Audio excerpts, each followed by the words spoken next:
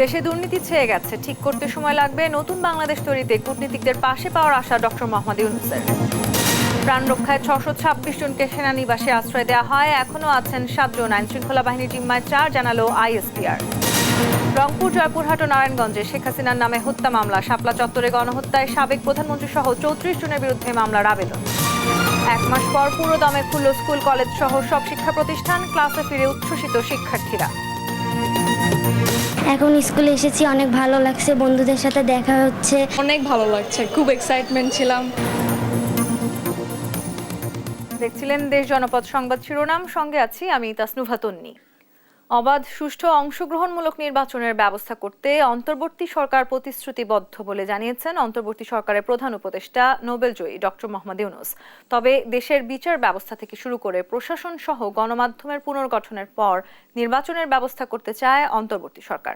দুপুরে রাজধানীর একটি হোটেলে জাতিসংঘ সহ বিদেশি কূটনীতিকদের ব্রিফিংয়ে এই বার্তা দেন অন্তর্বর্তী সরকার প্রধান। এ বিষয়ে পরে সাংবাদিকদের ব্রিফ করে প্রধান উপদেষ্টার প্রেস সচিব শফিকুল আলম। বিস্তারিত থাকছে শামীমা আক্তারের প্রতিবেদনে।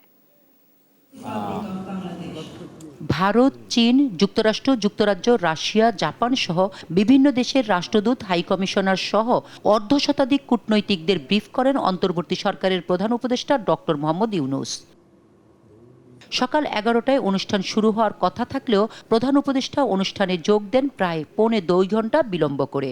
রাষ্ট্রীয় অতিথি ভবনের সামনে বিভিন্ন দাবি আদায়ে আন্দোলনের কারণে এই বিলম্ব হয় বলে জানিয়েছেন প্রধান উপদেষ্টার প্রেস সচিব। উপদেষ্টা তার বক্তব্যে বলেন, শেখ হাসিনার সরকার দেশের সব প্রতিষ্ঠান ধ্বংস করে দিয়েছে। ছাত্রদের আন্দোলনের মুখে সরকার পতনের পর ছাত্রদের অনুরোধেই দায়িত্ব নিতে হয়েছে তাকে। Hundreds of thousands of our valiant students and people rose up against the brutal dictatorship of Sheikh Hasina. She fled the country, but only after the security forces and her party's student wing committed the country's worst civilian massacre since country's independence. Sheikh Hasina dictatorship destroyed every institution of the country. Judiciary is broken. Democratic rights. They never had an opportunity to go to a polling booth. Banks were robbed with full political patronization. And the state coffer was plundered by abusing power. প্রধান উপদেষ্টা বলেন, দেশের বিচার ব্যবস্থা সহ গণমাধ্যম ধ্বংসপ্রাপ্ত হয়েছে। এর পুনর্গঠনের পরই সরকার একটি অবাধ, সুষ্ঠু, নিরপেক্ষ নির্বাচন নিশ্চিত করতে চায়। Make any promise, but they want immediate decision. Until then, they will not let me come out. This is about the implementation of the rules and procedures. It's not about me. I cannot tell you that I'll do this. Rohingya প্রত্যাবর্ষণে তিনি জাতিসংঘ সহ বিভিন্ন আন্তর্জাতিক সংস্থার সহযোগিতা চেয়েছেন। এ সময় জুলাই আগস্টে যে হত্যাকাণ্ড ঘটেছে তার নিরপেক্ষ তদন্তের জন্য জাতিসংঘের তদন্ত প্রতিনিধি দল পাঠানোর সিদ্ধান্তকে স্বাগত জানিয়েছেন। Everywhere you see nothing but corruption, mess, unruliness. I don't know how long it will take to keep it in shape, little shape. Shamima Akter, দেশ টিভি, ঢাকা। প্রাণরক্ষায় সেনানিবাসে আশ্রয় নিয়েছিলেন রাজনৈতিক ব্যক্তিসহ বিভিন্ন শ্রেণী পেশার 626 জন। পরিস্থিতির উন্নতি সাপেক্ষে স্ব-উদ্যোগে সেনানিবাস ছাড়েন 615 জন। রোববার এক সংবাদ বিজ্ঞপ্তিতে এই তথ্য জানায় আইএসপিআর। সংবাদ বিজ্ঞপ্তিতে বলা হয়, গত 5 আগস্ট রাজনৈতিক পট পরিবর্তনের প্রেক্ষাপটে সারা দেশে আইন শৃঙ্খলা পরিস্থিতির ব্যাপক অবনতি হয়। এ সময় প্রাণনাশের আশঙ্কায় কতিপয় রাজনৈতিক ব্যক্তিসহ বিবিধ নাগরিকগণ সেনানিবাসে আশ্রয় প্রার্থনা করেন। এই প্রেক্ষিতে বিচার বহির্ভূত কর্মকাণ্ড রোধ, জীবন রক্ষা ও আইনের শাসন সমুন্নত রাখার লক্ষ্যে জীবন বিপন্ন 24 জন রাজনৈতিক ব্যক্তিত্ব, 5 জন বিচারক, 19 জন অসামরিক প্রশাসনের কর্মকর্তা, 28 জন পুলিশ অফিসার, 487 জন পুলিশের বিভিন্ন পর্যায়ের সদস্য, বিভিন্ন পাবলিক বিশ্ববিদ্যালয়ের কর্মকর্তা সহ বিবিধ 12 জন ও 51 জন পরিবার পরিজন সহ মোট 626 জনকে বিভিন্ন সেনানিবাসে আশ্রয় প্রদান করা হয়। এর মধ্যে 4 জনকে আইন শৃঙ্খলা রক্ষাকারী বাহিনীর কাছে হস্তান্তর করা হয়েছে। বর্তমানে 7 জন সেনানিবাসে অবস্থান করছে।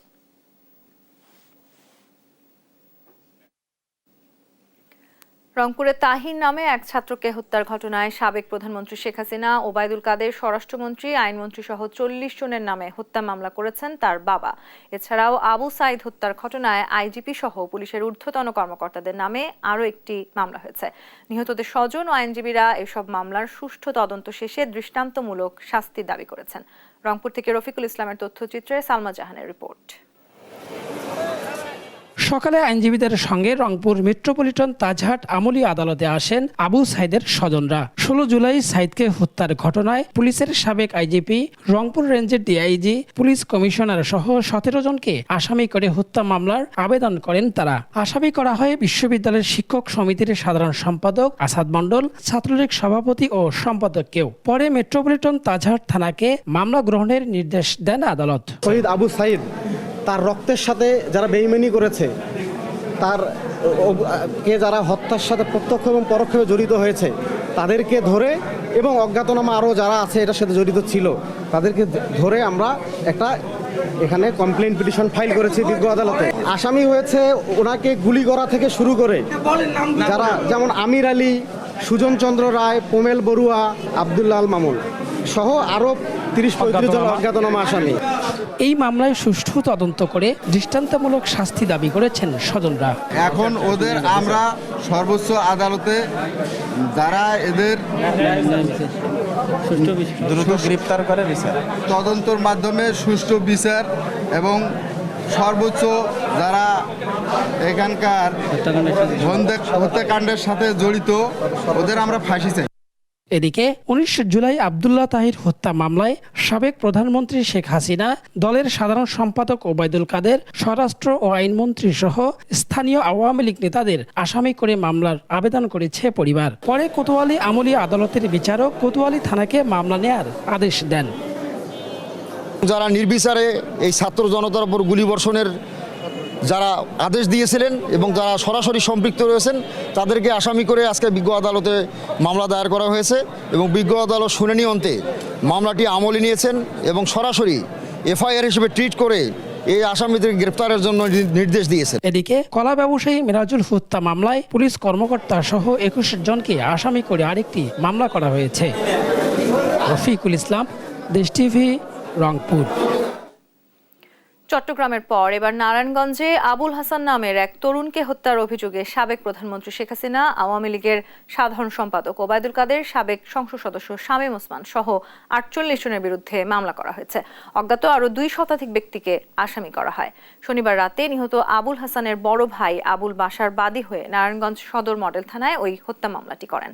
মামলার এজাহারে বাদী অভিযোগ করেন 5 অগস্ট বেলা 1:30টার দিকে শহরের মিশনপাড়া এলাকায় মামলার বাদীর ভাই আবুল হাসানকে সাবেক প্রধানমন্ত্রী শেখ হাসিনা সহ অপরাপর আসামির নির্দেশে শামীম ওসমানের ছেলে অয়ন ওসমান গুলি করে হত্যা করেন।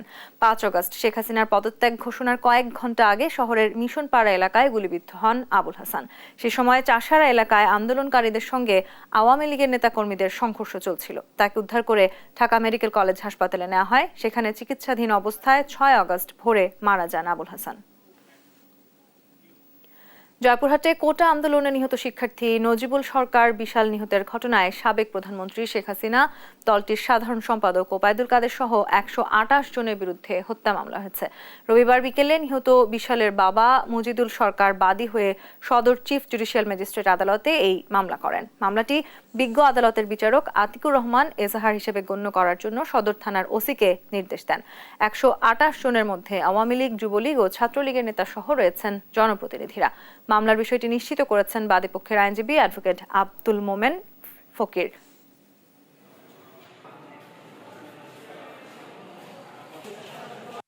এই মামলাতে সাবেক প্রধানমন্ত্রী শেখ হাসিনা, আওয়ামী লীগ সাধারণ সম্পাদক ওবায়দুল কাদের, আমাদের স্থানীয় এমপি জনাব শামসুল আলম দুদু, জনাব আল মাহমুদ স্বপন সহ 128 জনকে তারা আসামি করেছেন। আমি এই মামলাটা দাখিল করার পরে বিজ্ঞ আদালত এর আগে এজাহার হিসেবে গণ্য করে আইনগত ব্যবস্থা গ্রহণ করার জন্য জয়পুর সদর থানায় প্রেরণ করেছেন। হেফাজত ইসলামের সমাবেশে নির্বিচারে গুলি চালিয়ে গণহত্যার অভিযোগে সাবেক প্রধানমন্ত্রী শেখ হাসিনা সহ 34 জনের বিরুদ্ধে মামলার আবেদন করা হয়েছে। 2013 সালের 5 মে মতিঝিল শাপলা চত্বরে ঘটে যাওয়া গণহত্যার বিচার চেয়ে রোববার ঢাকার মেট্রোপলিটন ম্যাজিস্ট্রেট জাকি আল ফারাবীর আদালতে এই মামলার আবেদন করেন বাংলাদেশ পিপলস পার্টির চেয়ারম্যান বাবুল সরদার চাখারি।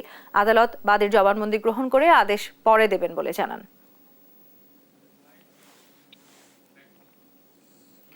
আওয়ামী সরকারের পতনের পর থেকে লাপাত্তা নারায়ণগঞ্জের সাবেক এমপি শামীম ওসমান বিভিন্ন সময়ে বিরোধীদের দমন পীড়ন ও বিতর্কিত সব কর্মকাণ্ডের জন্য সমালোচিত এই এমপি ছিলেন শিল্প ও পরিবহন খাতে চাঁদাবাজির একচ্ছত্র অধিপতি। অভিযোগ রয়েছে তারই নির্দেশে নারায়ণগঞ্জে আন্দোলনকারীদের উপর চালানো হয়েছে গুলি। ডেস্ক রিপোর্টে আরও জানাচ্ছেন আপন অপু। এমন সব বিতর্কিত বক্তব্যে বরাবরই সমালোচিত নারায়ণগঞ্জ 4 আসনের সাবেক সংসদ সদস্য শামীম ওসমান। গডফাদার হিসেবে পরিচিত শামীম ওসমান 3 আগস্ট পর্যন্ত সরব ছিলেন এলাকায়। শিক্ষার্থীদের আন্দোলন চলাকালে অস্ত্রধারী ছাত্রলীগ যুবলীগ সহ গাড়িবহর নিয়ে মহড়া দেন তিনি। বিক্ষোভকারীদের উপর গুলি ছোড়ে তার ছেলে অয়ন ওসমান সহ অন্যরা। এছাড়া শহরের বিভিন্ন এলাকায় হামলা চালায় তার অনুসারীরা। তারা নিজেরা অস্ত্রশস্ত্র নিয়ে ছাত্র জনতার উপর হামলা করছেন, গুলি করে রেখেছেন। তাদের যে গং, তারা যে অস্ত্র দিয়ে গুলি করে সেখানে মানুষকে গুলিবিদ্ধ করেছে, হত্যা করে ইয়াগুব সেখানে হত্যা হয়েছে।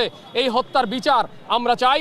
সবশেষ দ্বাদশ সংসদ নির্বাচনের হলফনামায় দেয়া তথ্যে জানা যায় গেল 10 বছরে 3 গুণের বেশি বেড়েছে শামীম ওসমানের অস্থাবর সম্পত্তি। মালিক হয়েছেন 12 গুণের বেশি কৃষি জমির। রয়েছে পূর্বাচলে রাজুকের 10 কাঠার প্লট সহ 2টি টয়োটা ল্যান্ড ক্রুজার গাড়ি। পণ্য জ্বালানি তেল আমদানি, পরিবহন ও সরবরাহের একাধিক প্রতিষ্ঠানকে দেখিয়েছেন আয়ের উৎস। অভিযোগ আছে সদর ও বন্দর উপজেলার সব সরকারি অফিসের নিয়ন্ত্রণ ছিল শামীম ওসমান ও তার অনুসারীদের হাতে। চাঁদাবাজি, জমি দখল, পরিবহন ও শিল্প খাতের নিয়ন্ত্রণও তারাই করত। শামীম ওসমানের ছেলে অয়ন ওসমান ইন্টারনেট সংযোগের ব্যবসা করতেন। তার ভাতিজা আজমেরির দখলে ছিল ফতুল্লার বিসিক শিল্পনগরী সহ শহরের জুট সেক্টর। তাদের ভয়ে মুখ খুলতে পারত না কেউ। কথা বলার সাহস ছিল না। এটি শুধুমাত্র তার এই ত্রাসের রাজত্বের কারণে। ফলে নারায়ণগঞ্জের যে গডফাদার, যে ত্রাসের রাজত্ব কায়েম করেছে, যে সন্ত্রাসের রাজত্ব কায়েম করেছে, যেভাবে টাকা কামিয়েছে, সেই টাকাগুলোকে আমরা অনতিবিলম্বে প্রশাসনকে দাবি করব তার সমস্ত সম্পত্তি বাজেয়াপ্ত করে সরকারি কোষাগারে জমা করা হোক। এমন কোনো মহল্লা, এমন কোনো ওয়ার্ড, এমন কোনো বাড়িঘর নাই যেখানে সে সন্ত্রাস বা সন্ত্রাসীদের লালন না করত। সে প্রত্যেকটা জায়গায় তার লোক সেট আপ করে রেখেছে। তা আমি বিশ্বাস করি এগুলোর সুষ্ঠু তদন্ত হওয়া উচিত। নারায়ণগঞ্জ 4 আসন থেকে 4 বার সংসদ সদস্য নির্বাচিত হন শামীম ওসমান। নিউজ ডেস্ক, দেশ টিভি। রাজশাহী মহানগরীর রানীনগর এলাকার সাকিব আঞ্জুম বরেন্দ্র বিশ্ববিদ্যালয় থেকে কম্পিউটার সায়েন্সে স্নাতকোত্তর করেন তিনি। বাবার কসমেটিক্স ব্যবসার দোকানে বসে ঠিকই চলছিল সংসার। আরেকটু স্বাচ্ছন্দ্যে চলতে যেতে চেয়েছিলেন বিদেশে, কিন্তু 5 আগস্ট একটা বুলেট চুরমার করে দেয় সব স্বপ্ন। কাজী শাহেদের প্রতিবেদন, জানাচ্ছেন টুম্পা আফরোজ। বৈষম্য বিরোধী ছাত্র আন্দোলনের শুরু থেকে 3 ভাই সাকিব, সজীব ও আসিফ ছিলেন রাজপথে। শিক্ষার্থীদের সাথে কাঁধে কাঁধ মিলিয়ে স্লোগানে মিছিলে কাঁপিয়েছেন রাজপথ। 5 আগস্ট সজীব ও আসিফ বাড়ি ফিরলেও সাকিব ফিরেছেন লাশ হয়ে। 5 আগস্ট মিছিলের কথা বলে বাড়ি থেকে বের হন 3 ভাই। দুপুরে হঠাৎ গোলাগুলির বিকট শব্দ। বিকেলে একটি অপরিচিত নম্বর থেকে ফোনে জানতে পারেন বড় ছেলে সাকিব আহত হয়েছেন। ছুটে যান হাসপাতালে। বড় ছেলের মোবাইল থেকে একজন রিং দিয়ে বলছে যে আপনার ছেলে ইনজুরি হয়েছে। আর কিছু বলল না। কোথায় আছেন? না তো শাহ মুকদুম কলেজের এখানে আসেন। রাজশাহী মেডিকেল কলেজ হাসপাতালের ওয়ার্ডে ওয়ার্ডে খুঁজতে থাকেন ছেলেকে, কিন্তু কোথাও নেই। পরে মেজ ছেলে সজীবের ফোনে জানতে পারেন গুলিবিদ্ধ হয়ে মারা গেছেন বৈষম্য বিরোধী আন্দোলনের সৈনিক সাকিব। আমরা রাজশাহী মেডিকেল কলেজে যাই 1 ঘন্টা পাগলের মতন খালি খুঁজছি, এই ওয়ার্ড ওই ওয়ার্ড, এই ওটি ওই ওটি। ঘন্টাখানিক পর আবার আরেক ভাইসতে আর আমার মেজ ছেলে লাশ দেখতে পায়, বলছে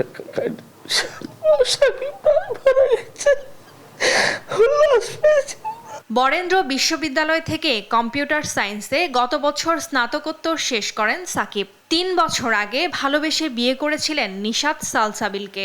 সংসারে আরেকটু সচ্ছলতা আনতে যেতে চেয়েছিলেন বিদেশে, কিন্তু একটা বুলেটে চুরমার সব স্বপ্ন। নিউজ ডেস্ক, দেশ টিভি। 1 মাস পর পুরোদমে খুলেছে দেশের সব ধরনের শিক্ষা প্রতিষ্ঠান। শিক্ষার্থীদের মাঝে বিরাজ করছে আনন্দঘন পরিবেশ। ক্লাসে ফিরতে পেরে উচ্ছ্বসিত শিক্ষার্থীরা। রাজধানীর শিক্ষা প্রতিষ্ঠান ঘুরে বিস্তারিত জানাচ্ছেন কায়েস রাহাত। দেশব্যাপী কোটা সংস্কার আন্দোলন ঘিরে সংঘর্ষ ও প্রাণহানির ঘটনায় 17 জুলাই বন্ধ ঘোষণা করা হয় দেশের মাধ্যমিক, উচ্চ মাধ্যমিক সব শিক্ষা প্রতিষ্ঠান ও পলিটেকনিক ইনস্টিটিউট। তারপর থেকে পুরো 1 মাস শিক্ষার্থীদের দেখা গেছে দেশ গঠনের দায়িত্ব পালন করতে। 4 আগস্ট থেকে দেশের সব সরকারি প্রাথমিক বিদ্যালয়ের ক্লাস শুরুর কথা থাকলেও দেশের পরিস্থিতির কারণে তা বন্ধ করা হয়। 7 আগস্ট থেকে আবারও শিক্ষা প্রতিষ্ঠান খুলে দেওয়ার সিদ্ধান্ত হয়, কিন্তু উদ্ভূত পরিস্থিতিতে শিক্ষা প্রতিষ্ঠানগুলোয় তেমন একটা পাঠদান হয়নি। অবশেষে সংকট কাটিয়ে 1 মাস পর পুরোদমে শুরু হয়েছে শিক্ষা কার্যক্রম। অনেকদিন পর ক্লাসে ফিরতে পেরে উচ্ছ্বসিত শিক্ষার্থীরা। অনেক ভালো লাগছে, খুব এক্সাইটমেন্ট ছিলাম, কলেজে আসার খুব ইচ্ছা, এটাই আর কি। অনেক দিন পর আসলে আমাদের এসএসসি পর যখন স্টপ হয়ে গেল সবকিছু, এরপর এত কিছু গেল দেশে, এতদিন পরে আসলে খুশি লাগতেছে। অনেকদিন পর আসছি, প্রায় মোটামুটি অনেকদিন গ্যাপ ছিল, আর আমাদের কলেজ তো অনেকদিন পরে খুলছে। অভিভাবকদের আশা শিক্ষাঙ্গনে ফিরে আসবে স্বাভাবিক পরিবেশ আর নতুন করে শিক্ষা ব্যবস্থা ঢেলে সাজানোর দাবি তাদের। এতদিন পর কলেজ শুরু হলো, ক্লাস শুরু হচ্ছে, আমরা খুব খুশি। আমরা চাই মেয়েরা এখন পড়াশোনায় আবার মনোযোগ দেখ, এটাই আমাদের প্রত্যাশা। কারণ আগের যে কারিকুলাম ওটা আমাদের পছন্দ না, নতুন যেটা করতেছে সেটা আমরা অবশ্যই সাপোর্ট করি। ইতিহাসের বাঁক বদলে দিয়ে ক্লাসে ফিরেছেন শিক্ষার্থীরা। ক্ষমতার পালাবদলে নতুন করে কেউ যেন সংঘাতে জড়িয়ে না পড়ে সেদিকে সতর্ক থাকার আহ্বান শিক্ষার্থীদের। কায়েস রাহাত, দেশ টিভি, ঢাকা। উৎসব মুখর পরিবেশে সারা দেশে শিক্ষা প্রতিষ্ঠানগুলোতে শুরু হয়েছে পাঠদান। খুলেছে দেশের সব বিশ্ববিদ্যালয়। সহকর্মীদের পাঠানো তথ্যচিত্রে ফারিহা ইসলামের ডেস্ক রিপোর্ট। কোটা ও বৈষম্য বিরোধী আন্দোলনে দীর্ঘ 1 মাস বন্ধ থাকার পর রোববার থেকে বিশ্ববিদ্যালয় সহ দেশের সব স্কুল, কলেজ, মাদ্রাসায় শিক্ষা কার্যক্রম পুনরায় শুরু হয়েছে। শিক্ষার্থীদের প্রাণচাঞ্চল্যে জেগে উঠেছে শিক্ষা প্রতিষ্ঠানগুলো। রোববার সকাল থেকে জয়পুরহাট জেলার প্রায় 700 শিক্ষা প্রতিষ্ঠানে পাঠদান চলছে। শিক্ষার্থীরা জানান, বিদ্যালয় খোলার খবরে উচ্ছ্বাস নিয়ে বিদ্যালয়ে এসেছেন তারা। অনেকদিন স্কুল বন্ধ থাকার কারণে অনেক বান্ধবী, অনেক শিক্ষকের সাথে দেখা হয়নি। অনেকদিন পড়াশোনা বন্ধ ছিল, বাসায় বসে থেকে অনেক বোর হয়ে গিয়েছিলাম। তো স্কুলে এসে পড়াশোনা করে বেশ ভালো। আমরা চাই যেন এভাবে চলতে থাকে স্কুল, আর যেন আমাদের পড়াশোনার কোনো ব্যাঘাত না ঘটে। সরকারি নির্দেশনা অনুযায়ী পঞ্চগড়ের শিক্ষা প্রতিষ্ঠানগুলোতেও পাঠদান শুরু হয়েছে। আজকে অনেকদিন পরে কলেজ খুললো। বৈষম্য বিরোধী আন্দোলনে যে ভাইরা আমাদের শহীদ হয়েছে, আমরা তাদের প্রতি শ্রদ্ধা জানাই। আমরা চাই যেন আমাদের পড়াশোনার সুযোগ সুবিধা আরো বাড়িয়ে দেওয়া হয়। সব শঙ্কা, উদ্বেগ, উৎকণ্ঠা কেটে খুলেছে রংপুরের সব বিদ্যালয়। শিক্ষার্থীদের উপস্থিতিতে মুখর বিদ্যাপীঠগুলো। শিক্ষক, অভিভাবকরা জানান, নতুন সকালে নতুন প্রত্যাশায় তাদের উদ্বেগ কেটেছে। গার্জেনরা ভয় পেত যে রাস্তাঘাটের একটা বিষয় ছিল, যে একটা সমস্যা চলতেছিল, একটা হইচই চলতেছিল, অরাজকতা চলতেছিল। তো এই অবস্থা থেকে আমরা মনে হয় অনেকটাই উত্তরণ করতে পারছি। এখন স্কুলে এসেছি, অনেক ভালো লাগছে, বন্ধুদের সাথে দেখা হচ্ছে, পড়াশোনাও ভালো হচ্ছে। স্কুলে এতদিন খোলা থাকতো, আমাদের পড়াশোনাটা আরো একটু এগিয়ে যেত, আমরা আর একটু ভালো করে করতে পারতাম। বাসায় থাকতে সবসময় ভালো লাগতো না, চারপাশে ঘরের মধ্যে বন্দি।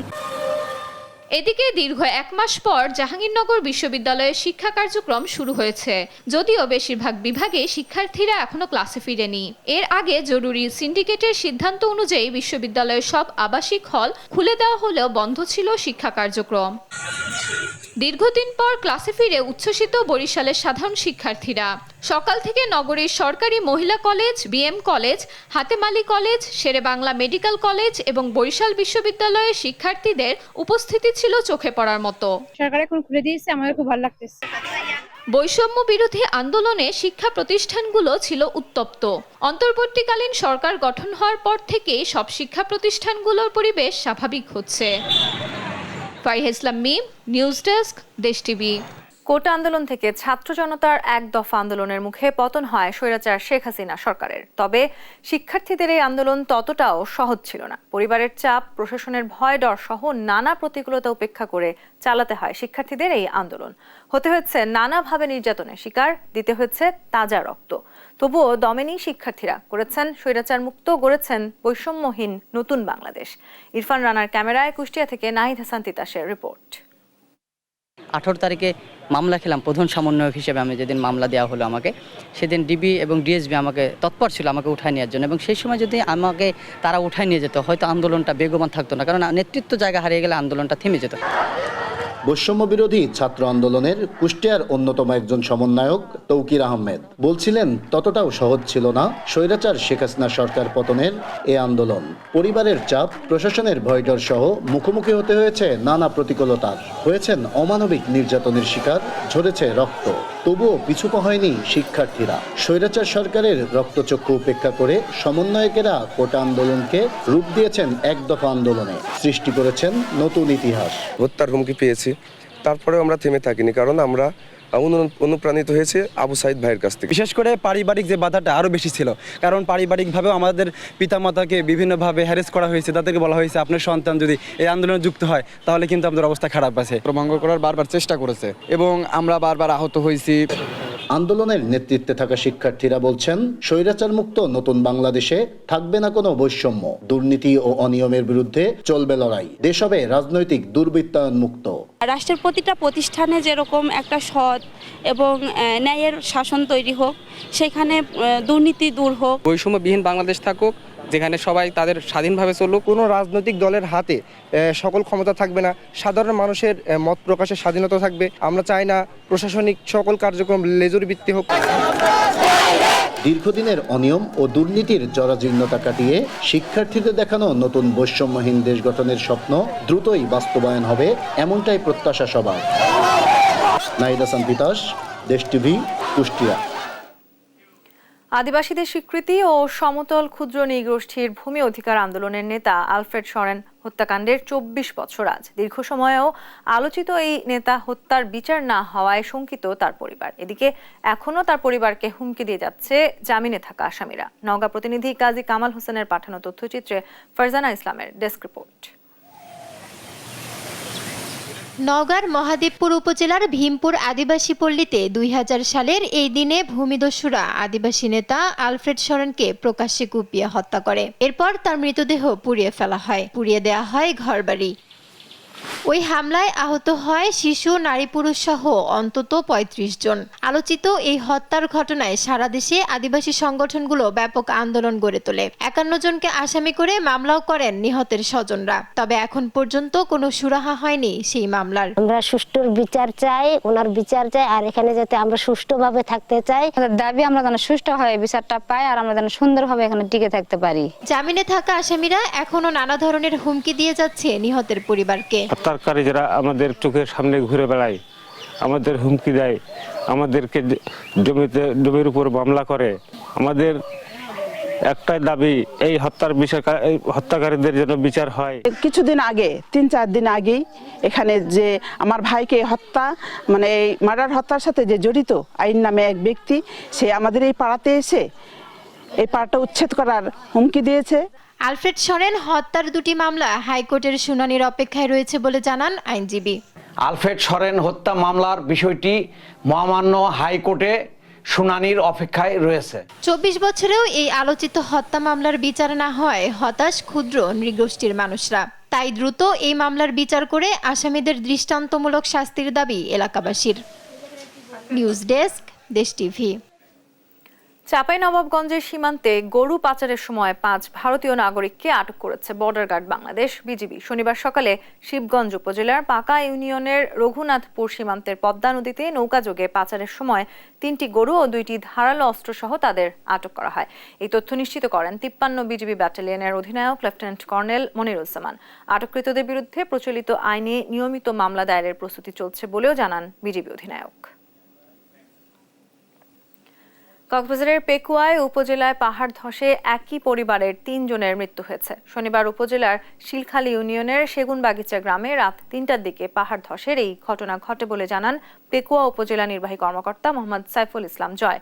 পাহাড় ধসের খবর পেয়ে এলাকাবাসীরা মাটি খুঁড়ে তাদেরকে উদ্ধার করে। এদিকে পাহাড় ধসে নিহত পরিবারকে দাফনের জন্য উপজেলা প্রশাসনের পক্ষ থেকে অর্থ সহায়তা দেওয়া হবে বলে জানান উপজেলা নির্বাহী কর্মকর্তা। দীর্ঘদিন ধরে বন বিভাগের জমিতে তারা বসবাস করছিলেন। গতকাল থেকে ভারী বৃষ্টিপাতের কারণে পাহাড় ধসে একই পরিবারের 3 জনের মৃত্যু হয়। নিহতরা হলেন প্রবাসী সরোয়ার আলমের স্ত্রী মমতাজ বেগম এবং মেয়ে ময়না ও ছেলে তোহা। ময়নার বয়স 12 বছর এবং তোহা 8 বছরের শিশু। গাজীপুর সিটি কর্পোরেশনের মেয়র জায়েদা খাতুন 13 আগস্ট থেকে নিয়মিত অফিস করছেন। আজ অফিস করেছেন নগর ভবনে। কোটা সংস্কার আন্দোলন চলাকালে গত 20 জুলাই মেয়র জায়েদা খাতুনের বাসভবন, সিটি কর্পোরেশনের 2টি আঞ্চলিক কার্যালয়ে ব্যাপক ভাঙচুর, অগ্নিসংযোগ করে দুর্বৃত্তরা। গাজীপুরের তথ্যচিত্রে Tumpa আফরোজের desk report.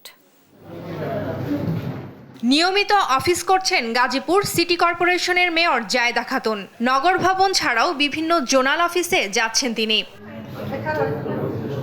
Mayor Zayeda Khatun সার্বক্ষণিক যোগাযোগ রেখেছেন সিটি কর্পোরেশনের কর্মকর্তা কর্মচারীদের সাথে। বর্তমানে স্বাভাবিক রয়েছে সিটি কর্পোরেশনের কাজ। রুটিন করে মহানগরের পুবাইল ও গাছাজনে অফিস করেছেন তিনি। এ সময় তার সঙ্গে 2 জন প্যানেল মেয়র ও কয়েকজন কাউন্সিলর ও সংরক্ষিত সহ সিটি কর্পোরেশনের ঊর্ধ্বতন কর্মকর্তারা উপস্থিত ছিলেন। মানুষের সেবা আমরা হোয়াটসঅ্যাপের মাধ্যমে দিছি, মোবাইলের ইন্টারনেটের মাধ্যমে। তারপরে অনেক সময় আমরা অফিসে উপস্থিত ছিলাম, জীবনের রিস্ক নিয়ে অফিসে আমরা উপস্থিত ছিলাম। সিটি কর্পোরেশন নগর ভবন এবং 8টি অঞ্চলের আমাদের একযোগে যেভাবে পূর্বে কাজ হয়েছিল ঠিক স্বাভাবিক নিয়মে আমাদের কাজ চলমান আছে। পানি সরবরাহ, বিদ্যুৎ, রাস্তার বিদ্যুৎ এবং পরিষ্কার পরিচ্ছন্নতা আগে যেভাবে ছিল সেই স্বাভাবিক নিয়মে পরিচালিত হচ্ছে। জনগণের ভোটে নির্বাচিত হয়েছেন, তাই দায়বদ্ধতা থেকে শত বাধা বিপত্তি উপেক্ষা করে সিটি কর্পোরেশনের কাজ চালিয়ে যাচ্ছেন বলে জানান মেয়র জায়েদা খাতুন। সিটি কর্পোরেশনের যেদিন থেকে খোলা হয়েছে ওই দিন পর্যন্ত এই গণ্ডগোলের পরও আমি আমার একটা মনোবল নিয়ে আমি সিটি কর্পোরেশনে আমার কাজ করে যাচ্ছি। কারণ আমি তো আওয়ামী লীগের থেকে আমি নির্বাচন করি নাই, বিএনপিও ছিল না, আমি গরিমার্কা স্বতন্ত্র থেকে আমি নির্বাচন হয়েছি। গত 20 জুলাই কোটা সংস্কার আন্দোলন চলাকালে মেয়র জায়েদা খাতুনের বাসভবন, সিটি কর্পোরেশনের 2টি আঞ্চলিক কার্যালয় ও কয়েকজন কাউন্সিলরের কার্যালয়ে হামলা চালিয়ে ব্যাপক ভাঙচুর ও অগ্নিসংযোগ করে দুর্বৃত্তরা। নিউজ ডেস্ক, দেশ টিভি। দেশ জনপদ সংবাদ শিরোনাম জানিয়ে দিচ্ছি আরও একবার। দেশে দুর্নীতি ছেয়ে গেছে, ঠিক করতে সময় লাগবে। নতুন বাংলাদেশ তৈরিতে কূটনীতিকদের পাশে পাওয়ার আশা ডক্টর মোহাম্মদ ইউনূসের। প্রাণ রক্ষায় 626 জনকে সেনানিবাসে আশ্রয় দেওয়া হয়, এখনও আছেন 7 জন। আইন শৃঙ্খলা বাহিনীর জিম্মায় 4, জানালো আইএসপিআর। রংপুর, জয়পুরহাট ও নারায়ণগঞ্জে শেখ হাসিনার নামে হত্যা মামলা। শাপলা চত্বরে গণহত্যায় সাবেক প্রধানমন্ত্রী সহ 34 জনের বিরুদ্ধে মামলার আবেদন। 1 মাস পর পুরোদমে খুলল স্কুল, কলেজ সহ সব শিক্ষা প্রতিষ্ঠান। ক্লাসে ফিরে উচ্ছ্বসিত শিক্ষার্থীরা। এখন স্কুলে এসেছি, অনেক ভালো লাগছে, বন্ধুদের সাথে দেখা হচ্ছে, অনেক ভালো লাগছে, খুব এক্সাইটমেন্ট ছিলাম। এই ছিল এখনকার দেশ জনপদ সংবাদ। পরের বুলেটিন দেখার আমন্ত্রণ রইল। এছাড়া দেশ টিভির সর্বশেষ সব খবর পেতে ভিজিট করুন www.desh.tv। ফেসবুকে আমাদের সঙ্গে যুক্ত থাকুন দেশ টিভি অথবা দেশ টেলিভিশন পেজে। সর্বশেষ সব ভিডিও পেতে ইউটিউবে আমাদের হ্যান্ডেল @দেশ টেলিভিশন অথবা @দেশ টিভি নিউজ লিখে সার্চ করুন। ধন্যবাদ।